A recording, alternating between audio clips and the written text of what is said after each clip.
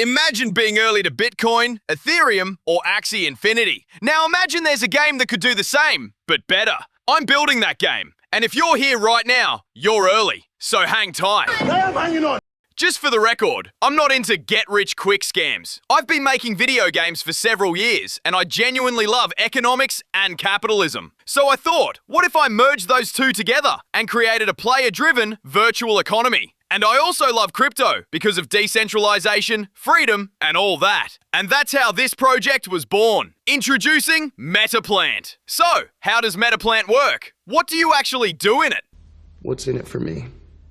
You've got mines, refiners, smelters, factories, etc. We call all of them entities. I don't know why, but it is what it is. Deal with it. So what do these entities do? We can split them into three categories. First, the ones that only output resources, like iron mine, coal mine, lithium mine, and so on. Second, the ones that take in some resources and output other resources, like the iron smelter, takes in iron ore and coal and spits out iron ingots. Third, the ones that only consume resources. Now, that might sound useless, like your fat cousin who only eats food and plays video games, but unlike your fat cousin, these entities actually do something. For example, the power station. It consumes batteries, but in exchange, it powers the entire grid of the game. Now that said, what do you do with these resources? Well, you sell them for a profit, of course. Why wouldn't you? We're here to make money, and we love money.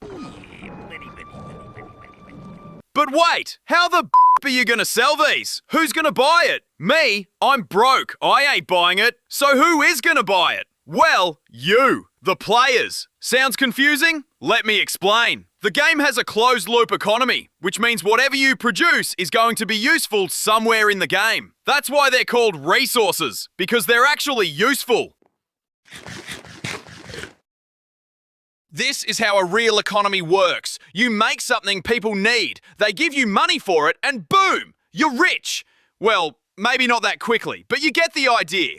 The game has an in-game exchange, or a market, or whatever you want to call it. The price of each resource is determined by supply and demand. If a wave of new players joins and starts building factories, they're going to need tons of resources. Concrete, steel, wires, and more. And who's going to supply them with those resources? Of course, you, the early players, the ones who got in first and built empires. Alright, now you've got a basic idea of what I'm building, so hit that subscribe button because you're going to want to know more about this game. Now you might be asking, is it free to play? What platform is it coming to? PC? Mobile? Console? I'm not going to answer that right now. You'll just have to wait and see.